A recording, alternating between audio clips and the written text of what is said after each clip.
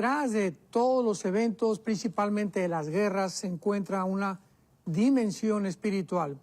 Ahorita el conflicto espiritual en el Medio Oriente es gravísimo porque es una de las formas como Dios a la iglesia nos pone atentos, nos pone a que subamos las antenas, porque son como banderas rojas para la iglesia, ya que Israel y la iglesia están íntimamente unidos, ¿verdad?, espiritualmente delante de Dios. Israel está como el pueblo terrenal de Dios, la iglesia como el pueblo o la familia espiritual de Dios. Nosotros fuimos encajados en el olivo, dice la Biblia, y participamos de las bendiciones del pacto abrámico, Gálatas capítulo 3, Romanos capítulo 11. Así que es muy importante que recordemos, ¿verdad? En las guerras hay muchos aspectos bíblicos, hay aspectos territoriales, humanitarios, psicológicos, militares, políticos, económicos principalmente y políticos, pero más que nada, bíblicamente, son espirituales. Así que nosotros podemos ver desde el Antiguo Testamento, ¿verdad?, esta dimensión espiritual operando en el sentido de atacar a los líderes. O sea, el ataque es contra el presidente de Estados Unidos, contra Netanyahu, contra el presidente de Canadá, contra los líderes, dictadores o reyes. Y esto lo vemos claramente en el libro de Isaías. Me gustaría en el capítulo 10 de Isaías ver algo interesantísimo que nos muestra claramente lo que el anticristo va a hacer. Y esto lo podemos ya aunar con lo que está sucediendo, y cuando unimos estas piezas del rompecabezas, pues tenemos un panorama un poco más específico, más claro, para que podamos nosotros entenderlo. Por ejemplo, dice en Isaías capítulo 10, versículo 13 y 14, hablando del anticristo, porque dijo, con el poder de mi mano lo he hecho, con mi sabiduría, porque he sido prudente. O sea, esto es lo que el anticristo está hablando y lo está repitiendo aquí la Biblia, que es lo que él va a decir. Quité los territorios de los pueblos y saqueé sus tesoros, derribé como valientes a los que estaban sentados, y halló mi mano como nido de riquezas de los pueblos, y como se recogen los huevos abandonados, así me apoderé yo de toda la tierra, y no hubo quien moviera ala, ni abriese boca, y graznase. Vemos nosotros que la entrada del anticristo en el mundo es, ¿qué cosa? Apoderarse completamente de toda la tierra. Y dice el versículo 20 y 21 del mismo capítulo: acontecerá en aquel tiempo que los que hayan quedado de Israel y los que hayan quedado de la casa de Jacob nunca más se apoyarán en el que los hirió, o sea, en el anticristo que hizo un pacto anteriormente con ellos, sino que se apoyarán en Jehová, el Santo de Israel. El remanente volverá, el remanente de Jacob volverá al Dios fuerte. Esto es muy importante porque vemos claramente que lo que está sucediendo actualmente en Israel es un conflicto de identidad. Hace poco estaba leyendo algunos artículos acerca de la famosa Agenda 2030, que ya está desde el 2015 programada. Pero el centro de la Agenda 2030, fue lo que más me impactó, hace apenas algunos días lo acabo de constatar, es el programa de la identidad de género. ¿Por qué una agenda, por qué los políticos, diplomáticos, politólogos, filósofos se enfocan tanto y por qué le han dado tanto importancia a la identidad de género? Una cosa que me sorprendió es que nunca mencionan en la agenda la palabra sexo. Únicamente usan la palabra género. ¿Por qué? Porque el ataque es a la identidad. O sea, estas personas que planearon esto y que están desarrollando su plan, tanto en el Medio Oriente como en el Asia Central, como también aquí en el continente americano, tienen por objetivo confundir nuestra identidad. Y cuando recordamos que Daniel, cuando llegó a Babilonia, en el capítulo 1 del libro de Daniel, lo primero que el rey Nabucodonosor hizo fue, ¿qué cosa? Confundir su identidad. Les quería quitar sus costumbres, sus tradiciones, cambiarle su nombre y cambiarle su religión. Porque cuando el diablo cambia y logra cambiar nuestra identidad, ¿qué sucede? Pues nos confunde. Y es lo que ha tratado de hacer con Israel. Ha tratado de confundirlos y repetirles: la tierra no es de ustedes. Ustedes, como se está repitiendo inclusive en medios cristianos, ustedes ya no son el pueblo de Dios. Ya Dios no tiene que ver nada con ustedes. Ustedes pecaron, ya Dios los abandonó. Y este ataque a la identidad, tanto nacional como individual, de los seres humanos, es precisamente donde se encuentra el mayor veneno para poder dañar y confundir nuestra identidad, tanto de género como hombre y como de mujer, como nacionalmente como de gobierno. Entonces, todo esto nos habla de una guerra espiritual, y es lo que le llaman los árabes, principalmente los grupos terroristas, la Guerra Santa. Cuando en 1970, 80, en esa década se inició Yasser Arafat, usaron el nombre Yihad, con Y, la Yihad, que es la Guerra Santa, porque en el Medio Oriente todo es completamente diferente al hemisferio occidental. El Medio Oriente es religión, religión, religión, Alá, Alá, Alá. Todo está relacionado con la religión, no así en el hemisferio occidental. Entonces, todas las guerras, ellos les llaman yihad, o sea, son guerras religiosas. Entonces, la enfrascan, la enmarcan de un concepto, una conceptualización religiosa santa, para que ellos puedan justificar las matanzas, las masacres y todo lo que han hecho, sobre todo el 7 de octubre. Entonces, esto es un conflicto, no cabe duda, de carácter espiritual, principalmente donde los poderes del mal saben que les queda poco tiempo y van a continuar con esta presión contra Israel de parte de Estados Unidos y otras naciones para que ellos puedan convencerse que se van a quedar solos. Yo pienso que, para finalizar este punto, que si Netanyahu muere o si él ya no queda al frente ahorita de Israel, Israel acabaría completamente abandonado para ser vulnerable y ser infiltrado por el anticristo.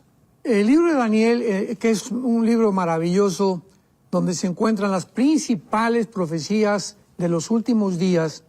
En el capítulo 10, el Espíritu Santo nos revela un escenario donde Daniel estaba orando y un ángel de Dios es enviado a la tierra para que le comunique a Daniel el programa de Dios que se conoce como la semana 70 de Daniel, o las 70 semanas de la profecía de Daniel, que está en el capítulo 9, y pueda Israel tener un concepto, una seguridad de todo lo que Dios va a hacer con Israel, porque Israel es y sigue siendo el centro de las Sagradas Escrituras. Entonces, en el capítulo 10 vemos nosotros de qué forma estas entidades espirituales, que se llaman en el Nuevo Testamento, Efesios 6:12, principados satánicos, gobernadores de las tinieblas, han operado en todos los imperios del pasado, comenzando con el imperio egipcio, que fue el primero que persiguió a Israel, el imperio asirio, babilónico, los medos persas, los griegos y los romanos. Estos principados invisibles que el mundo todavía no se da cuenta, y pocos cristianos han podido crear conciencia de esta realidad, son los que están operando en todo aquello que se desarrolla en el mundo, como las guerras espirituales.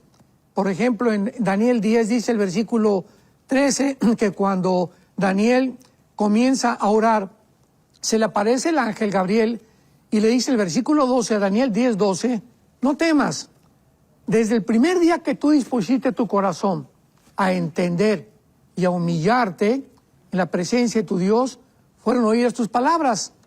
Y yo he venido a causa de lo que tú has orado.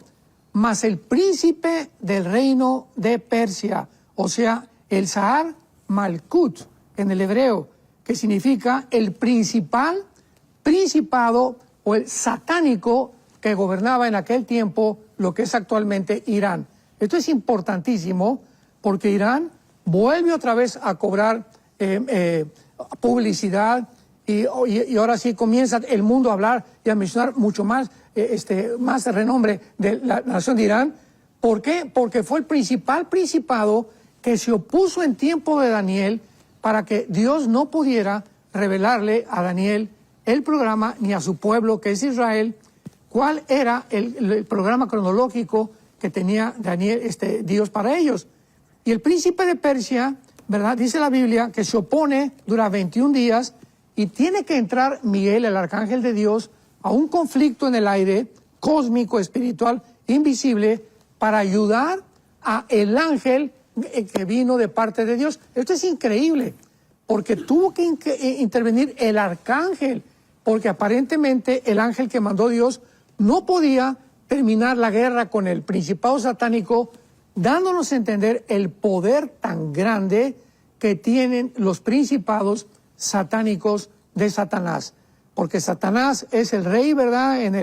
Allá en el área espiritual de maldad, le siguen los príncipes, que son los principados satánicos, los gobernadores de las tinieblas, y los demonios, que son los que hacen el trabajo sucio, o los soldados. Así que estamos nosotros ante un conflicto muy, muy grande en el mundo, porque si Israel ahorita es el centro de la atención, porque lo es, ahorita todo el mundo está con los ojos en el Medio Oriente. Qué interesante que la Biblia otra vez lleve al mundo secular a poner la atención en el Medio Oriente, porque ahí se vuelve a centrar otra vez la guerra espiritual, la que podemos nosotros discernir y ser dirigidos mientras pongamos atención en este tiempo que nos encontramos en las profecías bíblicas.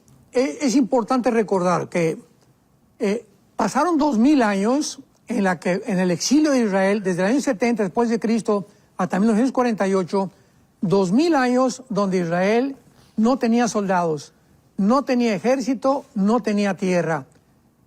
Y en 1948 se vuelve a unir otra vez Israel y se levanta un ejército de las armas paganas y de contrabando que les dieron en el 48 a algunas naciones para luchar contra las naciones árabes que los atacaron en el día de su independencia, el 14 de mayo de 1948. Pero en la antigüedad, toda la historia del Antiguo Testamento son guerras. Y esto es importante para nosotros como cristianos. Las guerras de Josué, las guerras la primera guerra, por ejemplo, Abraham, en el capítulo 14 del libro del Génesis, tiene una guerra contra el príncipe o contra uno de los reinados de Irán en aquel tiempo. Esto es increíble. O sea, el primero en entrar en guerra fue Abraham, ya peleando para defender la tierra. Pasó el tiempo, se formó la nación de Israel y se forma el ejército con Josué, donde entrenan el libro de los jueces, y todos son guerras porque Dios nos enseña que lo que enfrentó Israel terrenalmente, físicamente, en el Nuevo Testamento es espiritualmente. O sea, nos preguntamos, ¿de qué nos debía saber nosotros las guerras del Antiguo Testamento? Porque ilustran las guerras espirituales del Nuevo Testamento. Ahora ya no tenemos lucha contra sangre y carne, Efesios 6:12, como la tuvo Israel. Entonces ahora nuestra lucha es espiritual. Y si nosotros no sabemos pelear como peleó en el 48 Israel, se levantó y se sublevaron a el ataque que querían aplastarlos otra vez, la iglesia va a pasar exactamente lo mismo. ¿Por qué Israel no ha podido ser vencido? Porque existe Dios, y existe Dios porque existe Israel. ¿Y por qué existe la iglesia? Porque las puertas del infierno no prevalecerán contra nosotros si nosotros nos levantamos como Israel en el 48, que después de 2000 años se vuelven a subir al caballo, vuelven a tomar las armas y han tenido ahorita más de 73 años que no dejan las ametralladoras ni los rifles. Así que nos encontramos los cristianos también en un punto donde si dejamos de pelear y si olvidamos cuáles son nuestras armas de la luz y nuestras armas espirituales, vamos a ser derrotados. Y la Biblia nos muestra claramente que la iglesia va a terminar en la apostasía. Va a haber un remanente, como lo hubo en el Antiguo Testamento, de muy pocos judíos que obedecieron, y ese remanente que va a ser salvado también al final de los días. Y de la misma forma en la iglesia hay un remanente. En todas las iglesias del mundo hay un grupo muy pequeño de cristianos fieles que saben cómo pelear la guerra espiritual y son los que van a sobrevivir. Los demás cristianos van a ser pisoteados, principalmente porque de cristianos no tenían absolutamente nada más que el nombre. Iban a la iglesia el domingo, iban de vez en cuando y gritaban y buscaban emociones y buscaban sentir a Dios. Nunca tuvieron una comunión con Cristo, nunca siguieron a Jesucristo realmente a través de la Biblia, y son los cristianos que van a caer y están cayendo ahorita como fichas de dominó. Por ejemplo, en el capítulo 14 del libro de Isaías, versículo del 12 al 14, nos habla claramente de la caída de Lucifer. que significa la lámpara o la luz de la mañana, o el que alumbra. Dice, ¿cómo caíste del cielo, oh lucero, hijo de la mañana? Cortado fuiste por tierra, tú que debilitabas a las naciones. O sea, desde el principio, desde la caída de Lucifer, el blanco han sido las naciones. ¿Por qué? Porque es más fácil a Lucifer controlar a un hombre, a un gobernante, o a un dictador, o a un rey, que a todo el pueblo. Porque si controla al gobernante, el gobernante en las manos de Lucifer, puede Lucifer tener el control del pueblo también. Entonces, esto es lo que ha pasado en el siglo XXI también. Nos encontramos actualmente muchos gobiernos como Irán, donde la iglesia está creciendo de una forma impresionante. El pueblo de Irán está en contra de los líderes, pero los líderes, los ayatolás, son los que están atrayendo la atención del mundo, pero no el pueblo. Lo pasa en Cuba, pasa en Venezuela, pasa en cantidad de naciones donde los venezolanos son preciosos, los cubanos son preciosos. México es un país lindo, hospitalario, pero son los gobernantes los que están trayendo la desgracia, la explotación, lo que están haciendo que realmente los poderes de las tinieblas ataquen al pueblo. Y si nosotros en un país que vivimos, teniendo un gobierno que no está a favor de la Biblia, ni tampoco de la familia, ni tampoco del matrimonio entre hombre y mujer, tenemos los cristianos en la iglesia que cerrar filas y guardarnos porque el ataque viene contra nosotros.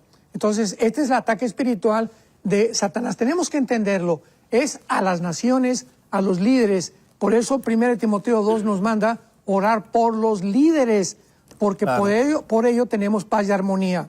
Y dice a continuación que Satanás decía en su corazón, subiré al cielo, junto a las estrellas levantaré mi trono y me sentaré en el testimonio a los lados del norte. ¿Cuál es el programa de Satanás? Atacar las naciones y él levantarse sobre todos los demás. El control sobre los seres humanos. ¿Cómo lo está haciendo en el siglo XXI? Lo está haciendo atacando ya ahorita a los niños. Ahorita con la ideología de género, el ataque es devastador contra la infancia. Es un ataque sangriento, es un ataque donde si él puede lograr que se decrete la pedofilia en las Naciones Unidas en los próximos meses, pues va a ser devastador el ataque contra la familia, porque ya ahorita atacó el matrimonio, ya redefinió el matrimonio, ya atacó el género, ya redefinió el género, ya se va contra los niños para decirles a los niños que no son lo que ellos han nacido. Y si no estamos conscientes de esto, y si no nos damos cuenta por dónde vienen los dardos de fuego de Satanás, pues vamos a caer. Entonces tenemos que estar protegidos para entender otra vez que si no ponemos nuestros ojos en lo que pasó, por ejemplo, el 7 de octubre con el ataque de Hamas que acabas de mencionar, fue un ataque sangriento y devastador que nos habla que si rompieron las barreras los grupos terroristas y entraron a Israel, la nación que supuestamente está protegida por Dios, es porque bajaron la guardia. ¿Y cuál es el mensaje a la iglesia? Que nosotros, el que piensa que está firme, mire que no caiga. ¿Por qué caen muchos? Porque creyeron que estaban firmes. Olvidamos ya nuestras devocionales, nuestra lectura de la palabra de Dios, nuestra relación íntima con nuestra esposa, que tiene que ser santa a los hijos de Dios, transparente, no engañosa, como dijimos en otro programa. Y todas estas cosas nos hablan que igual que como se viene contra él, se viene contra la iglesia. Así que esta es la relación que existe, que no se puede hacer a un lado ni marginar, porque es paralelo lo que le sucede a Israel a lo que le sucede a la iglesia. Desde el primer imperio y todos los principados, todos los imperios que se han levantado, repito, asirio, egipcio fue el primero, asirio, Babilonia, Medo-Persa, Grecia, Roma, todos atacaron a la nación de Israel. ¿Coincidencia? ¿Accidente? De ninguna manera, porque aquí no hay accidente ni tampoco hay coincidencias. El blanco siempre ha sido el pueblo de Israel. ¿Por qué? Porque es el pueblo que Dios escogió para que a través de ellos sus propósitos, sus valores morales y espirituales pudieran ser difundidos en las naciones occidentales que somos nosotros.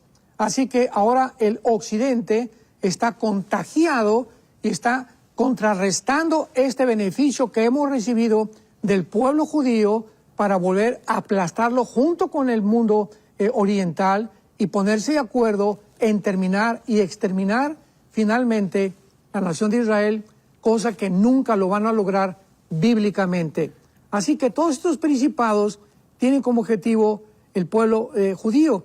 Y ahora dicen en Apocalipsis capítulo 12 que cuando Satanás vio que la mujer, ¿verdad?, se iba a esconder, entonces fue contra aquellos que siguen los mandamientos de Dios. Vemos aquí unido en el Apocalipsis al pueblo cristiano con el pueblo de Israel.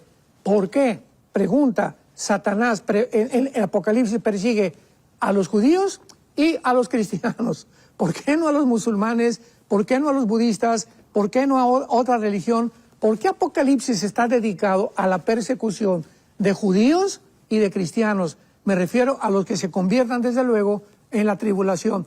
Porque es el mismo odio, o sea, él sabe que estamos completamente unidos, tenemos la misma Biblia, tenemos el mismo Mesías, por supuesto, los que ellos han aceptado como a Cristo como Salvador, y tenemos el mismo fin. Vamos a reinar juntamente en el reino milenial. La primera promesa de Dios, Génesis 3:15, fue a la mujer. Tu semilla, o sea, la semilla de la mujer, va a ir en la cabeza a la semilla de la serpiente, Nahash, en el hebreo, que significa un ser de luz, un ser resplandeciente. La palabra que se tradujo serpiente en Génesis 3, Nahash, en el hebreo. Y la semilla de Satanás iba a herir en el calcañar o en el tobillo a la semilla de la mujer. Entonces vemos nosotros que cuando oyó Satanás esto, que venía una descendencia humana a través de la mujer, y que a través de esta descendencia humana, genéticamente hablando, vendría el Mesías, el Salvador, el que iba a darle el golpe final a él, Satanás se enfoca completamente en el Antiguo Testamento en la descendencia genética de la mujer. ¿Y qué cosa hace? Llegamos a Génesis capítulo 6, donde la Biblia nos muestra que hay una invasión de principados satánicos contra las mujeres.